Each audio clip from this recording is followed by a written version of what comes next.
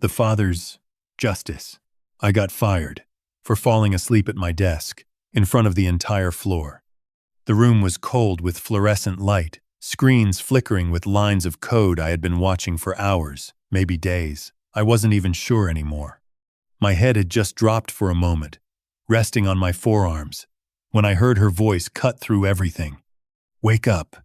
I lifted my head slowly, vision blurred, ears ringing, and saw her standing there. Laura Mitchell, our new CEO, perfectly composed, perfectly awake. I tried to speak, to orient myself, but she didn't give me that space.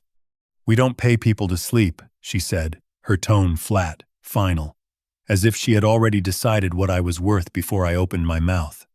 Around us, the engineers who had been working the night shift stood still, some pretending to focus on their monitors, others watching just enough to know what was happening, but not enough to be part of it. No one stepped in. No one asked a question. I pushed my chair back, steadying myself, trying again. "There's something you need to—" I didn't finish. She raised a hand slightly, not angry, just dismissive. "Security," she said, without looking away from me. "Collect his badge." A guard stepped forward, not unkind, just following procedure, holding out his hand. I hesitated for a second, not because I wanted to argue, but because I knew what was about to happen if I didn't say it.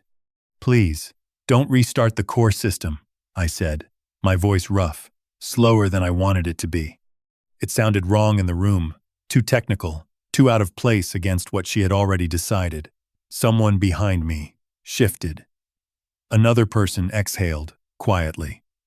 Laura didn't react at all.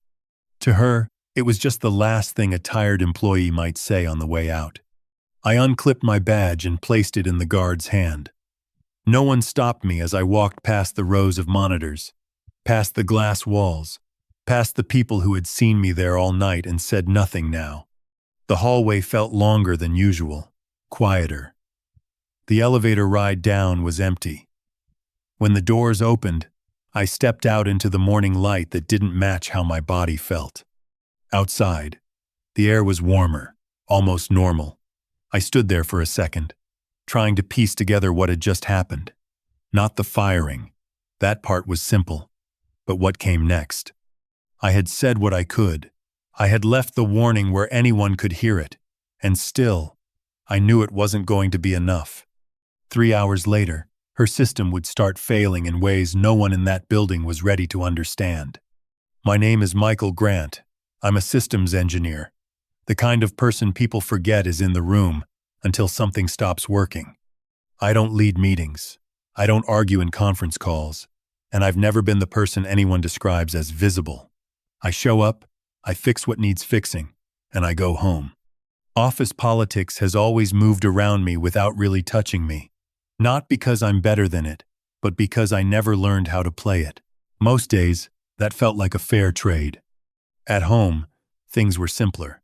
My daughter, Sophie, is 9, small for her age, quiet in the way that makes adults lower their voices without realizing it. Every evening, she sits at the same spot at the kitchen table, her school books spread out in careful stacks, pencil lined up parallel to the edge as it matters. She listens for the door, not loudly, not impatiently, just enough to know when I'm home. If I'm late, she doesn't call. She waits. Our dinners aren't complicated. Whatever I can put together after work. Pasta, eggs, something reheated that still tastes decent. She tells me about school in short bursts. A math problem she got right. A teacher who said something funny. A classmate who didn't bring lunch. I nod, ask questions when I can. Try to keep my attention where it belongs, even when my mind is still half inside a system diagram somewhere else. Before I leave in the morning, I always tell her the same thing. I'll be back early tonight. It started as a promise. Over time, it became something closer to a habit I didn't always keep. The last 2 days, I didn't come home at all. Her backpack was probably still on the chair where she left it. The kitchen light, probably still on longer than it should have been.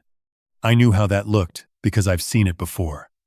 The quiet space of a room waiting for someone who didn't show up when they said they would. That thought sat somewhere in the back of my mind while I worked, not loud enough to stop me, but constant enough that I couldn't ignore it either. I don't do this job because I care about the company.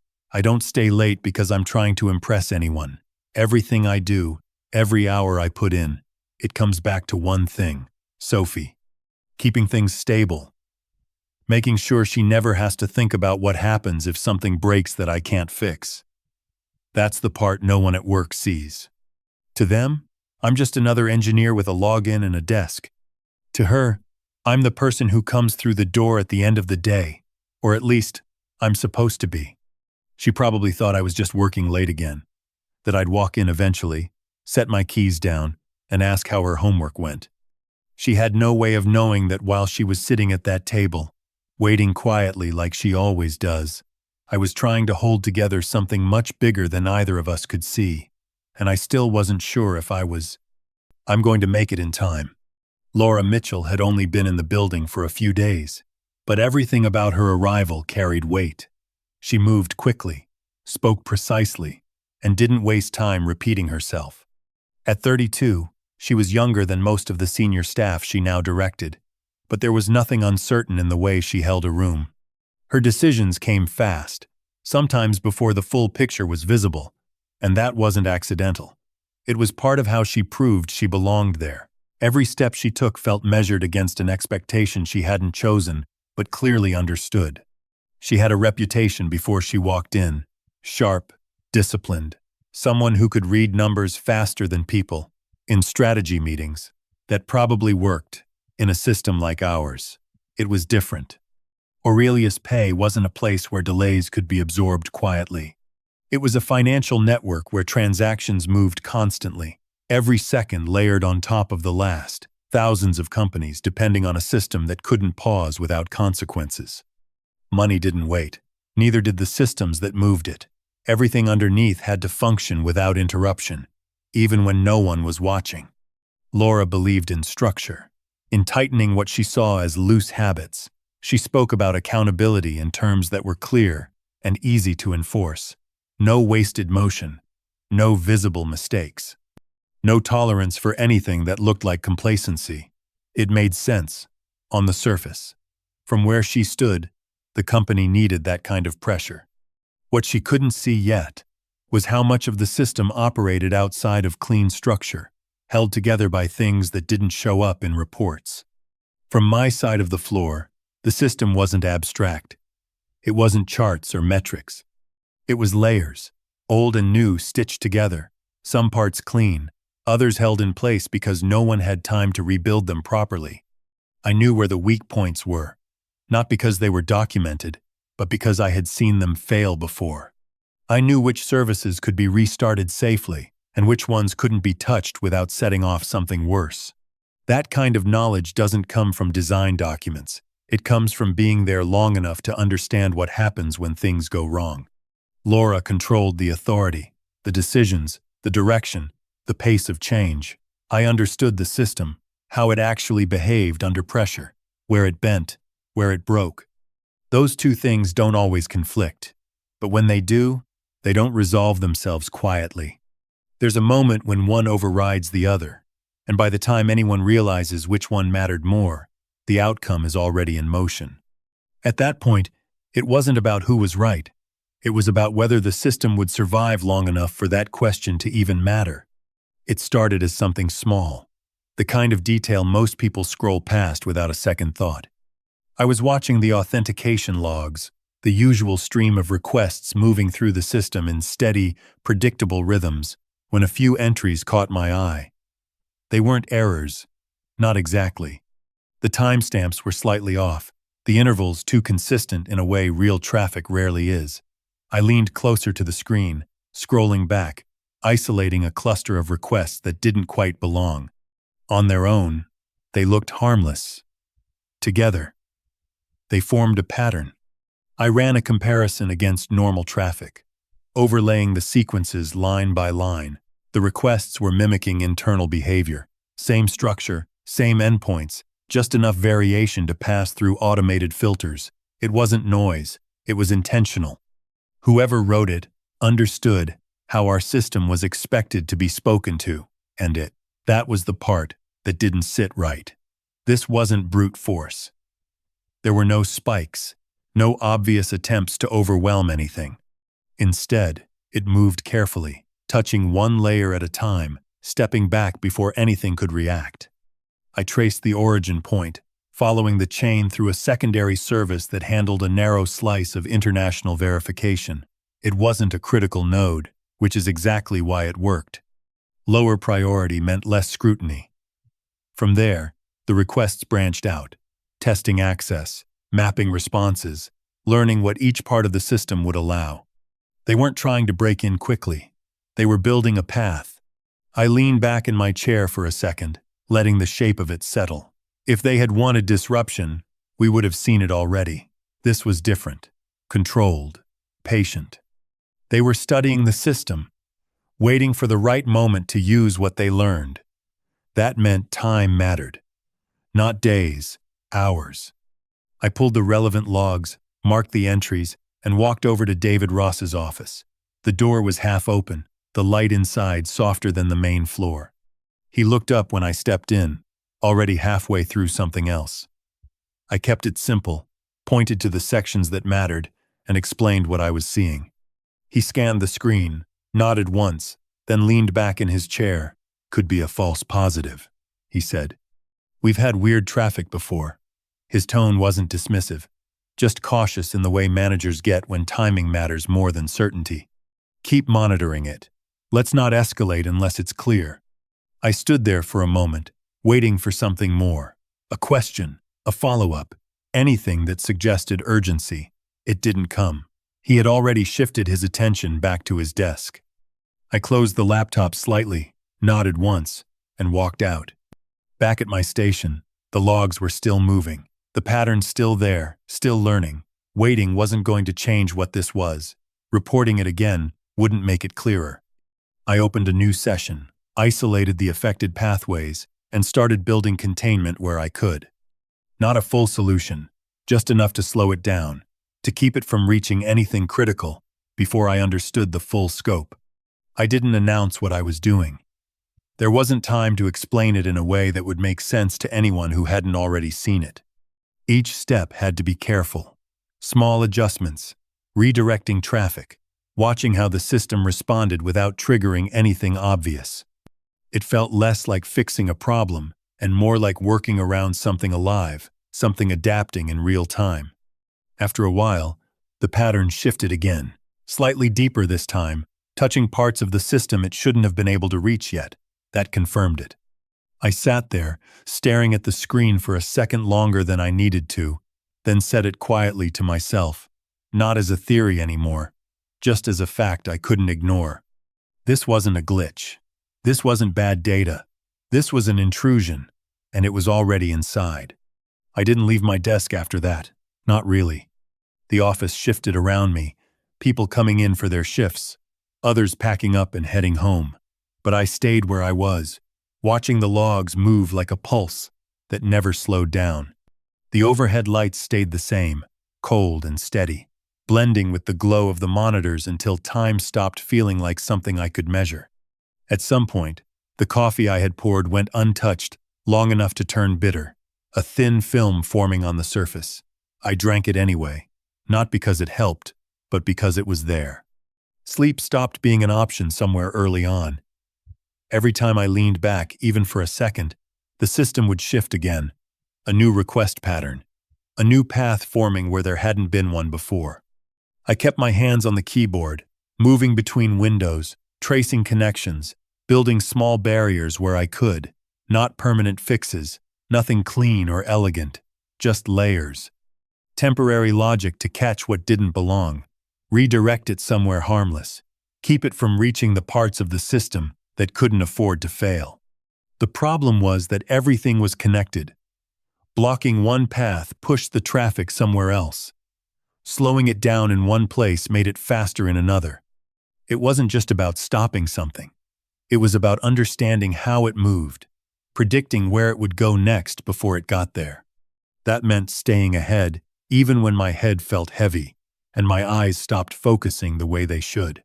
I rubbed them more than once, leaned closer to the screen, and adjusted settings just to keep the text sharp enough to read. Hours passed without markers. I ate whatever I could get from the vending machines without leaving the floor for long. At one point, I changed my shirt in the restroom, the fabric sticking to my back from sitting in the same position too long. When I came back, the logs were still moving, still learning. That was the part that stayed with me. It wasn't reacting. It was adapting. Somewhere in the middle of that, Sophie crossed my mind, not as a distraction, but as a quiet presence that didn't leave. I pictured her at the kitchen table, pencil in hand, waiting the way she always does. I had told her I'd be home early. That was yesterday, maybe the day before. I wasn't sure anymore. The thought didn't slow me down. It just sat there, steady, reminding me why I couldn't step away even for a moment. No one stopped by to ask what I was doing. From the outside, it probably looked routine, just another engineer working late, managing something that hadn't escalated enough to draw attention. That was fine. Explaining it would have taken time I didn't have, and even then, it wouldn't have translated cleanly. This wasn't something you could summarize in a sentence. I built another redirect layer, testing it against the live traffic, watching how the system responded. The flow adjusted. Slower, but still contained for now. I leaned back just enough to stretch my shoulders, then forward again, fingers already moving before the motion finished. No one knew how close this was getting.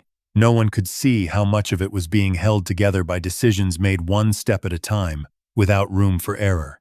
And sitting there, in that pool of light from the monitors, I realized something I hadn't said out loud yet. Not because it was dramatic, but because it was simply true. No one knew.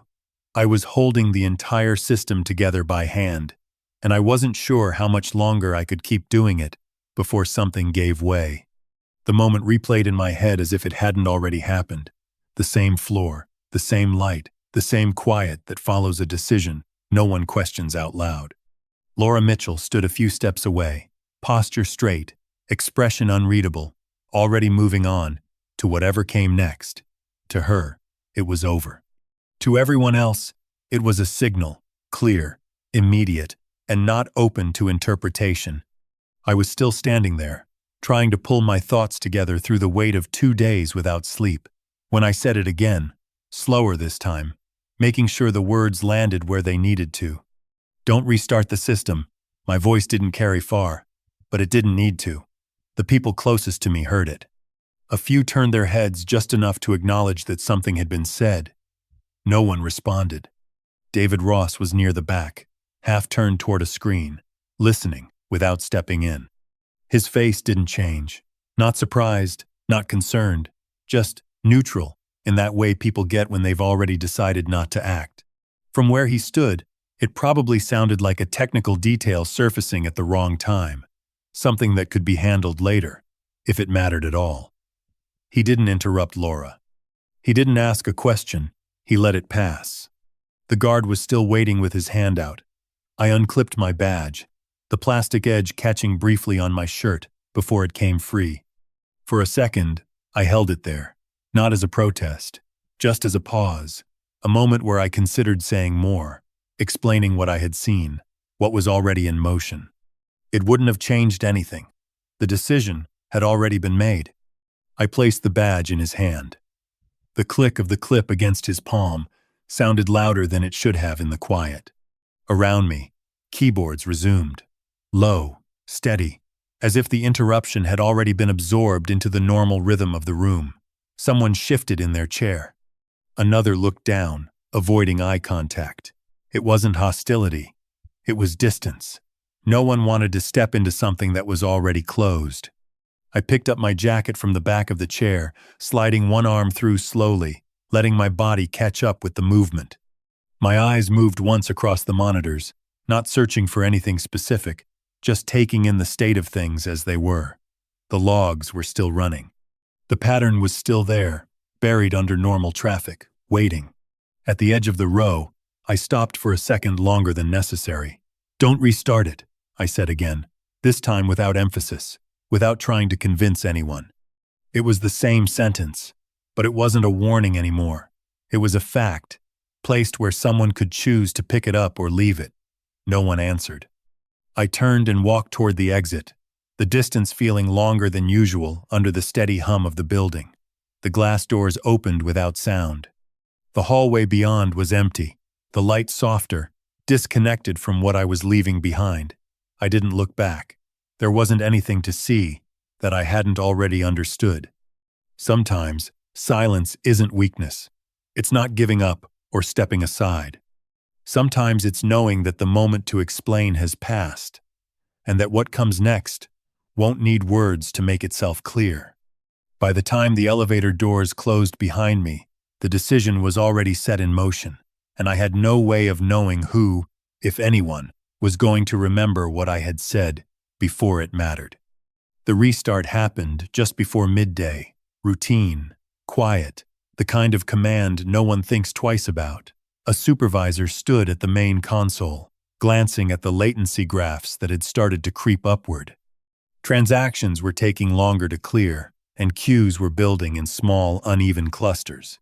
It looked familiar, something a reset would usually smooth out in seconds.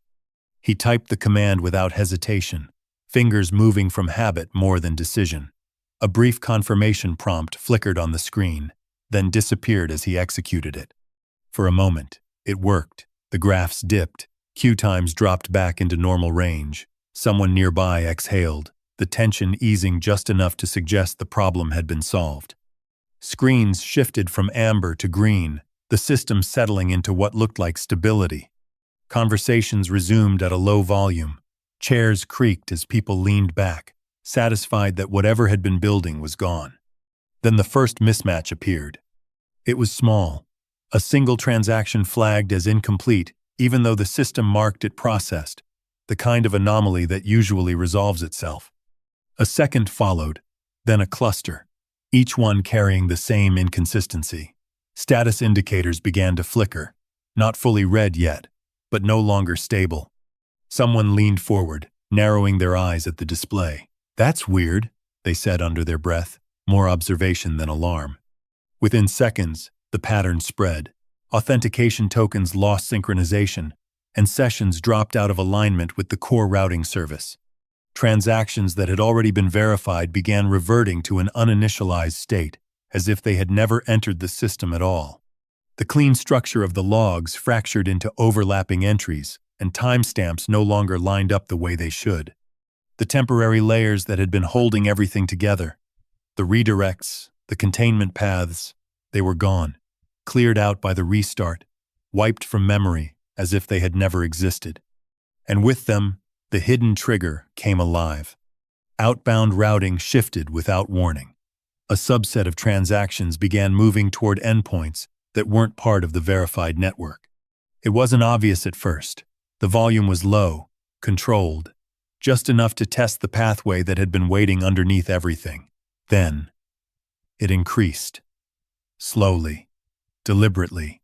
"Why is this not reconciling?" someone asked, voice sharper now. Another engineer was already typing, pulling up deeper logs, trying to trace where the divergence started. The answer didn't come cleanly. The system wasn't failing in one place. It was slipping across multiple layers at once. The first phone rang. Then another. Then a third. Enterprise clients, automated alerts, internal escalation lines, lighting up faster than anyone could respond. The floor changed in seconds. Chairs pushed back. Voices rose, overlapping, each one trying to isolate a piece of what was happening without a full view of it. Monitors that had been steady minutes earlier began filling with red indicators, warning flags stacking over each other faster than they could be cleared. Someone attempted a rollback, targeting the last known stable state. The command executed, then stalled. The reference point it depended on wasn't there anymore. It had never been formally recorded, only constructed in real time by logic that no one else had documented. Another attempt. Different approach. Same result. No, that's not right, a voice said from the far side of the room, quieter now, as if volume alone might make the situation worse. The numbers didn't make sense. Data wasn't just delayed, It was misaligned. Funds weren't where they were supposed to be, not fully gone, but not where the system expected them either. Suspended in a state that didn't resolve in either direction. For a few seconds, no one spoke. Not because the problem had stabilized, but because it had crossed into something they couldn't immediately categorize. This wasn't congestion. It wasn't a routine failure. It was something deeper, moving through the system in ways that didn't match anything they had seen before. And standing there, looking at the screens shift further into red, one realization settled in, quiet but unmistakable. They hadn't fixed anything. They had opened something. They had just removed the only layers holding it back. And in doing that, they had given it exactly what it had been waiting for. They had opened the door for the attacker, and now the question wasn't how to stop it, but how much had already passed through before anyone understood what they had done. Laura stood at an empty workstation, the glow of the monitor reflecting across her face as she scrolled through the logs one line at a time. The room behind her was still loud, voices overlapping, phones ringing, someone calling out numbers that didn't stabilize, but she had stepped just far enough away for the noise to blur into something distant. On the screen, the entries were dense, compressed, written in a shorthand that assumed the reader already understood the system beneath it. At first, she moved quickly, scanning for something obvious, an error, a trigger, a clean point of failure. It didn't come, so she slowed down. The annotations started to make sense in fragments. Redirect markers, temporary containment layers, notes tied to specific nodes that had been adjusted in real time. Each line pointed to something that had been built quietly, without announcement, holding parts of the system in place long enough to keep everything else running. She scrolled further, eyes narrowing, reading more carefully now. The pattern became clear in pieces, then all at once. He hadn't been fixing a minor issue. He had been managing an active intrusion, isolating it, redirecting it, keeping it from reaching the core systems while the rest of the company moved through its normal operations without noticing. For 2 days, maybe longer, he had been the only barrier between what they were seeing now and something far worse. Her hand paused on the mouse. She went back to the top of the file, reading again, slower this time, tracing each step as if it might change what she already understood. It didn't. At the bottom of the document, there was a final note, set apart from the rest. The wording was plain, direct, not written for discussion, but for action. Do not restart the core system under any circumstances. She stared at it for a second longer than necessary. The room behind her hadn't quieted. If anything, it had grown sharper, more urgent. She reached for her phone, pulled up his contact from the employee directory, and pressed call. It rang. No answer. She ended it. Tried again. Same result. A third time, holding it longer, as if that might change something. Nothing. She didn't say anything to the people around her. There wasn't time to explain what she had just realized, not in a way that would be faster than acting on it. She grabbed her keys, stepped out of the operations floor, and moved through the hallway at a pace that didn't match her usual control. The parking structure was dim, the air cooler than inside, the sound of her steps echoing more than she noticed. The address in his file led her to a building that didn't stand out. Older construction, narrow stairwell, a hallway lined with doors that looked the same until you were close enough to read the numbers. She knocked once. No answer. She knocked again, louder this time, the sound carrying down the corridor. The door opened just enough for a small figure to appear. A girl, maybe 9, holding a stuffed toy against her side. She looked up without fear, just curiosity, studying Laura the way children do when they're trying to understand why someone is there. "Are you looking for my dad?" she asked, voice quiet but steady. Laura didn't answer immediately. The question landed heavier than it should have. She nodded instead. The girl stepped back, opening the door wider. Inside, the apartment was simple, clean, but lived in. A small table near the kitchen with papers spread across it. A glass of water half full, light coming in through a window that hadn't been adjusted since morning. On the couch, Michael was lying on his side, still in the same clothes, one shoe off, the other still on. His laptop rested nearby, screen dimmed but not shut, cables trailing across the floor. He didn't move when she stepped closer. His breathing was slow, uneven, in the way that comes after pushing too far for too long.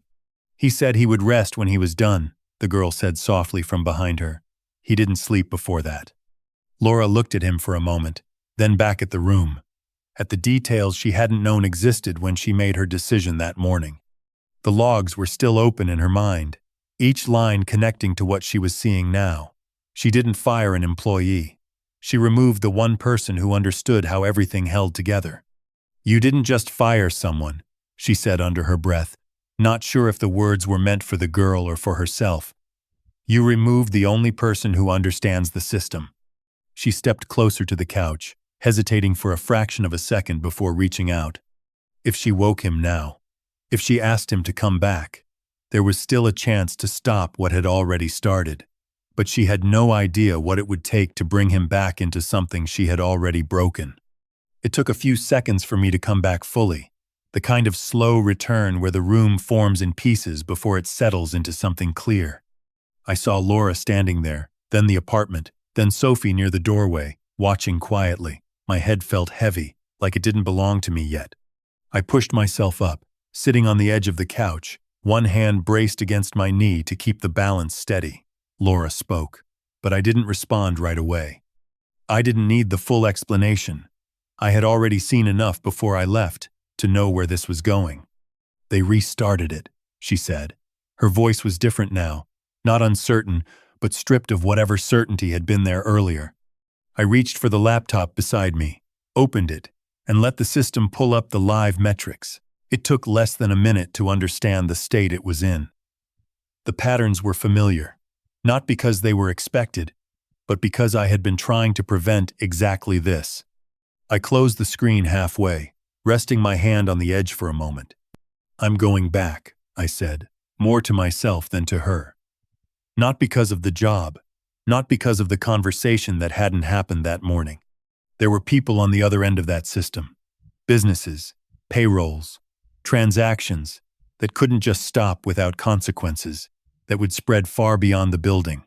That was the part that mattered. I stood, changed my shirt without thinking about it, and moved toward the door. Sophie stepped closer, holding onto the strap of her bag, looking up without asking questions. "I'll be back," I said, keeping it simple. She nodded once. That was enough. The drive back was quiet.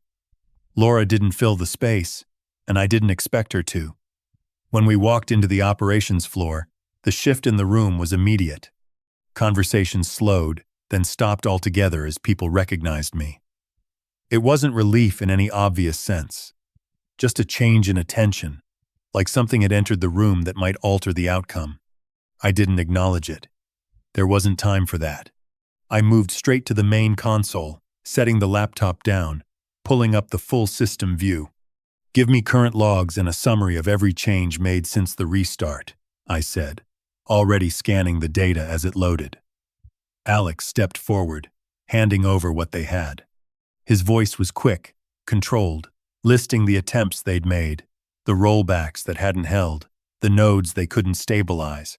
I listened without interrupting, tracking each point against what I was seeing on the screen. "Okay," I said after a few seconds, the plan already forming in place. "Stop trying to roll it back. It's not anchored anymore." A few people hesitated, then shifted to follow. "You," I pointed to one of the engineers near the routing panel, "isolate outbound traffic on the affected cluster. Don't block it. Redirect it into a monitored loop so we can see exactly where it's going." He nodded, already turning back to his station. "Alex, mirror the authentication layer. I need a parallel path to track token behavior without interfering with the live flow." He moved immediately, pulling up the necessary tools. "And get someone to start logging every command we run from this point forward, in order." Another engineer stepped in, opening a clean document, ready to capture each step. The room settled into motion again, but this time it was directed. I moved through the layers one by one, closing the gaps that had opened, rebuilding the containment logic that had been wiped out. It wasn't clean work. Nothing about it could be. Each change had to hold long enough for the next one to take effect. The system pushed back in small ways, delays, inconsistencies, signals that didn't resolve immediately, but the flow began to stabilize. Minutes passed without anyone noticing how many. The red indicators on the screens didn't disappear all at once. They receded slowly, shifting back towards something manageable. The outbound anomalies narrowed, contained within the loop we had set. The authentication tokens began to realign, not perfectly, but enough to restore control. I didn't look up while I worked. I didn't need to see who was watching. Whether they believed what I was doing or not didn't change the outcome. I adjusted another parameter, watched the response, then moved to the next. I don't need them to trust me, I thought, fingers moving across the keyboard without pause. I just need the system to keep running. For now, it was holding, but there were still parts of the intrusion we hadn't fully exposed, and until I found where it was hiding next, this wasn't over. By late afternoon, the system settled into something steady again. Not perfect, not untouched, but stable enough that the red indicators stopped spreading. The alerts slowed, then spaced out, until the room no longer felt like it was chasing something it couldn't catch.